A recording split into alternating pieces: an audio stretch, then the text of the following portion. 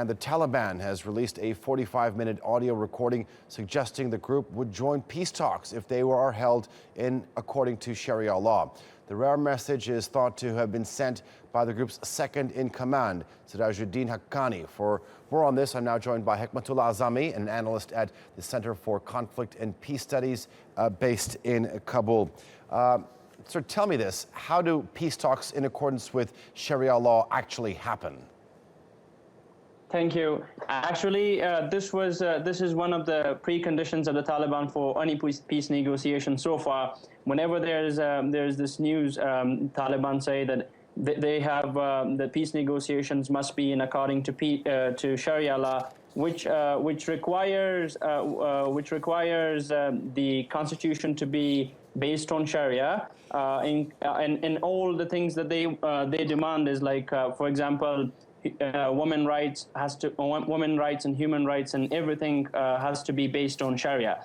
In addition, by the Sharia, they also are referring to that that the U.S. led NATO troops should leave from Afghanistan. So these are the major preconditions of the Taliban, and it's not something new. What is new to us is that this time, like you said, it comes from the Taliban second in command, which is Sirajuddin Haqqani, who was appointed as a first deputy to the new Taliban leader, Hekmatullah Azamy. Haqqani network, and this tells actually that the Haqqani networks and the Haqqanis are gaining prominence within the Taliban.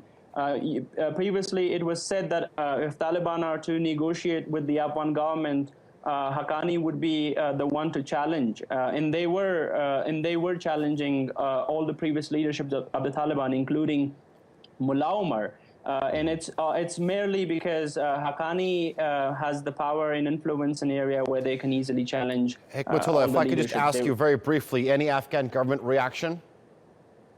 Not so far immediately, but the Afghan government stance is very clear. They say we are open to any negotiations if the Taliban denounce violence and negotiate with the Afghan government based on the constitutions. The Kabul government is saying that everything has to be based on the constitutions that we already have, and we will not make any compromise on the gains and the achievements we had in the last 14 years, and that's the government's stance. All right, Hekmatullah Azamy, live for us out of Kabul. Thank you for that update.